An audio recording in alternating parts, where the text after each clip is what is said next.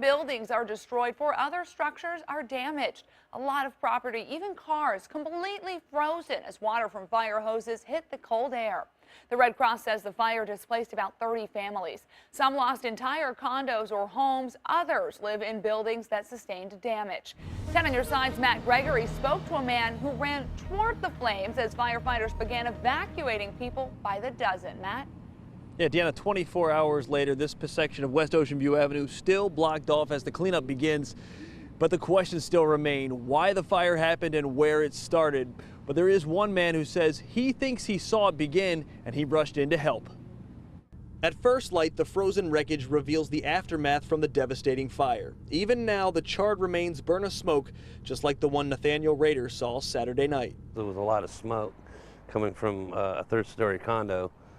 So I ran across the Ocean View Avenue and I went to the first condo. Rader says he snapped this picture of the initial fire. There was flames coming from the third-story balcony, and a lot of the roof tiles and stuff was already falling down because of the wind blowing, and the embers were flying down on the ground. Within minutes, the fire roared from one condo to the next, lighting up the night sky. I went ahead and started going to the condos next door to evacuate people. I was knocking on their doors, letting them know there was a fire, banging on them.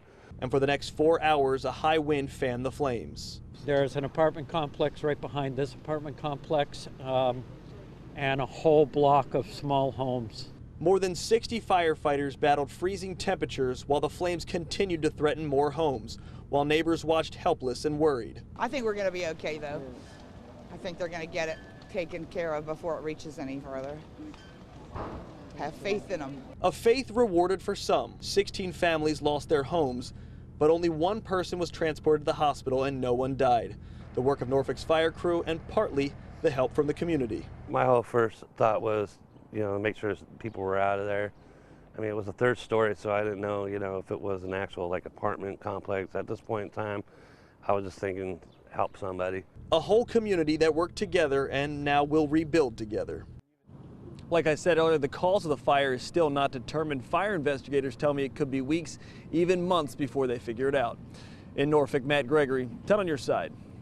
And as we mentioned, the Red Cross is helping about 30 families. Today, they provided shelter for the victims, and last night at the scene, volunteers also set up a resource center at their Fort Norfolk headquarters. Fire victims had access to food, care kits, and a warm place to get out of the cold.